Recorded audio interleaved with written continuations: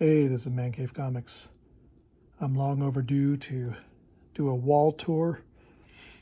I've had these comics up for a while and I'm looking to change them out, but I have to do a video first, so here's my inspiration. It's a Cold War themed wall, mostly related to comics from the 1950s and early 60s, but I also have some Catechetical Guild comics, which are anti-communist comics. Some of them are anti-communist. The ones I'm showing are. And I hope you enjoy this tour. I've been thinking a lot about it recently because I've been reading the Gulag Archipelago by Alexander Solzhenitsyn, which is basically quite a treatise on the Russian gulags from 1918 to 1956, from the author's own experience and many witnesses. It's a beautiful book on human endurance and the atrocities of Soviet communism. I put Alexander Solzhenitsyn right up there with Tolstoy and Dostoevsky as a preeminent Russian author. And if you haven't read War and Peace, it's an amazing book, and Dostoevsky is a great study in human nature, student of human nature. Russian authors are some of the best, and got to give them credit and some love, since now I'm going to poop on Soviet communism through comics. Anyway, first up is a Submarine Attack. Beautiful colors, Charlton comic showing scuba divers fighting it out. The USA sub in the background. 1962. Another submarine attack, this one with a Russian submarine jockeying with a American submarine. This actually is from the L.B. Cole collection. I didn't buy it for that reason, but I do have a certificate saying it is. L.B. Cole had good taste in comics, as well as an amazing cover artist himself. I have to apologize for the state of my cave as I am cleaning up and doing some stuff. But I had to show this video because I've just been procrastinating too much. Here's some Atlas comics. Spy Cases number 7. Love the Kremlin in the background. Classic spy comic with they're shooting the hat in the water and the protagonist is escaping with the lady underneath the pier. Great stuff. This is Spy Cases number 10. A rare comic depicting Americans dying or dead. There are some other comics that have that, but it's uncommon. This one's actually North Korean based, and love the enemy burrowing underneath here. Beautiful cover.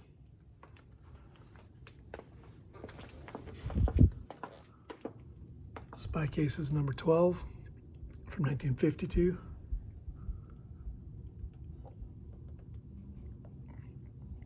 Love the dialogue. Don't look so surprised, Ivan. You Reds ain't the only ones who know how to launch a midnight attack. Bravo to the pros.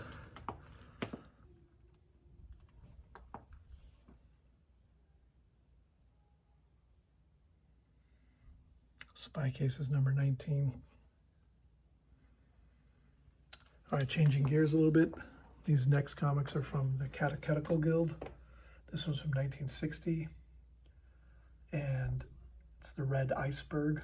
It's a beautiful picture with cover with Uncle Sam on a boat about to hit the Red Iceberg, which has already claimed many a country there: Poland, Hungary, China, Czechoslovakia, East Germany, North Korea. Beautiful cover. If the Devil Would Talk.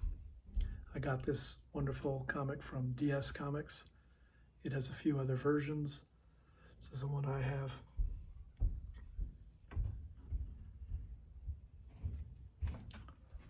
Blood is the Harvest. A very stark cover with two peasants about to be executed. initially it was mostly farmers who were put in the gulags that I was mentioning, and they were just looked at as landowners and part of the problem, and the farms belonged to the people, and when the people inherited these farms, they didn't have a clue what to do with them, and a massive famine ensued, leading to millions of deaths in the 1920s.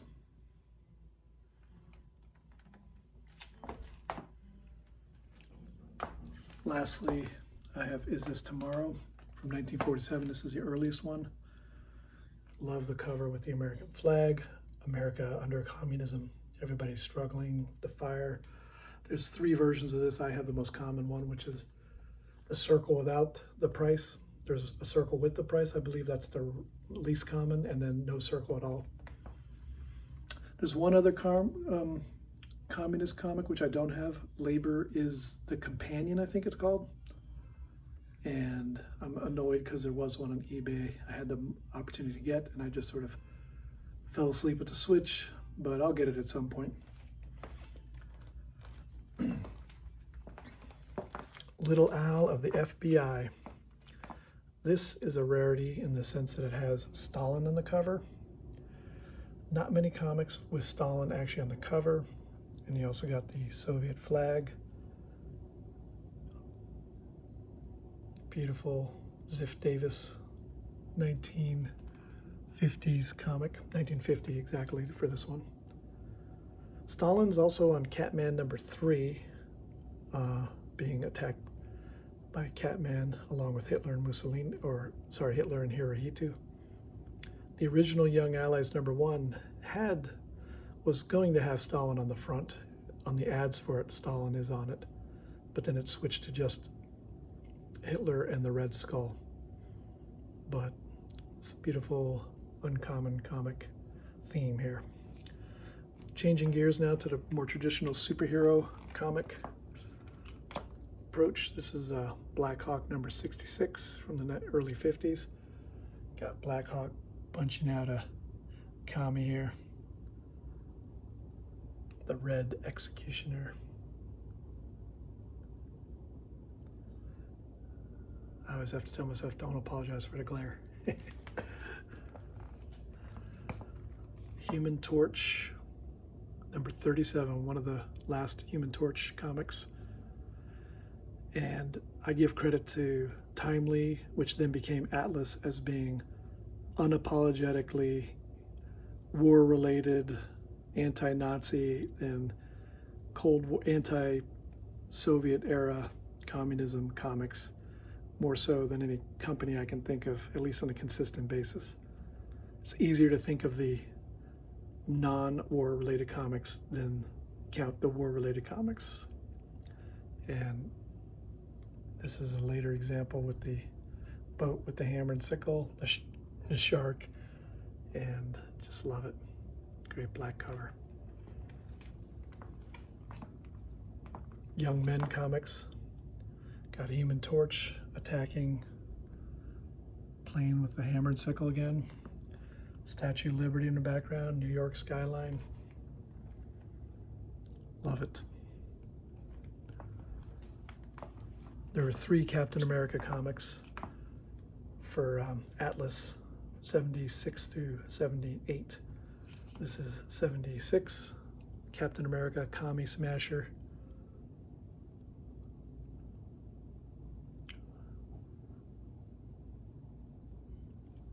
Love it.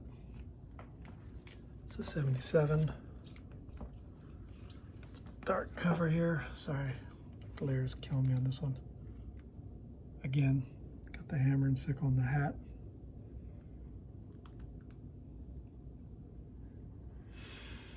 Captain America, Commie Smasher, swinging in. And lastly, 78, the last Captain America comic till he reappeared in Avengers number 4. This is a John Romita Sr. cover. You can see his signature right there. Look at the electric beast. The suit with the hammer and sickle on it. On his chest. Beautiful yellow cover.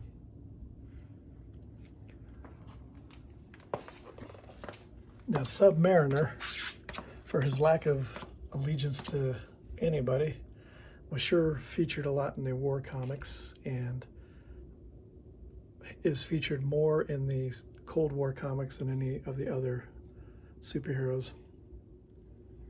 If I'm wrong, you let me know in the comments.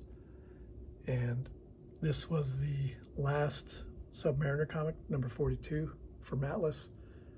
It became Atlas, I think, in 33. I'll show you in a second because I have it off the top of my head. I can't remember. And he's about to drop this guy. Submariner fights commies and crooks. Great red cover.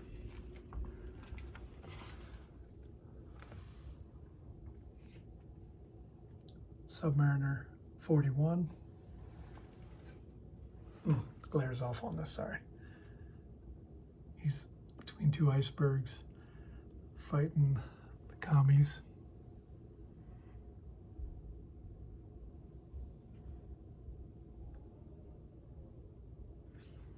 So we gotta walk back here.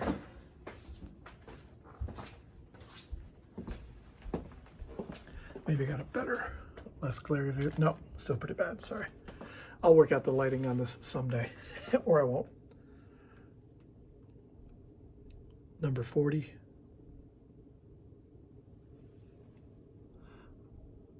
Again, taking it to the communists.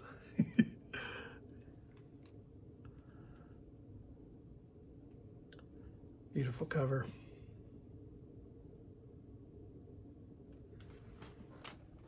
Coming around.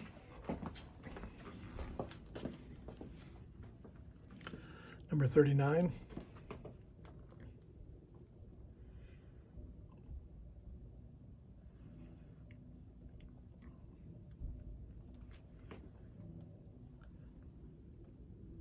Hammer and sickle there, the sub.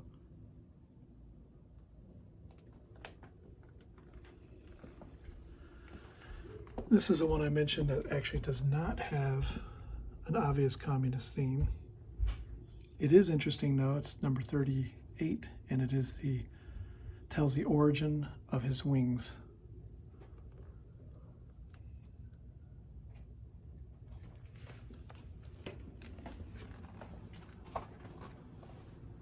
Oops. 34. Namorita is in bondage there. Got the submarine, hammer and sickle. Beautiful yellow cover. This one I have in pretty high grade. 33. So I went out of order here, so I apologize. He is disconnecting this Soviet scuba diver from the respirator. Submariner didn't mess around. Beautiful black cover. Number 37.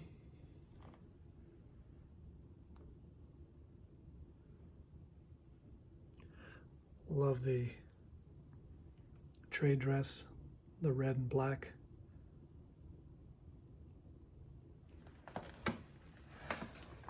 $36.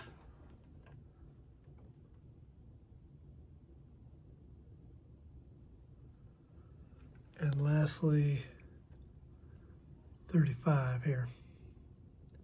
This one's got it all. Octopus, submarines,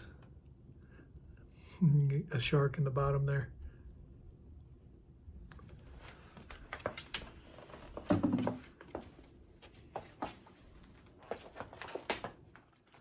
There's 5 of them there.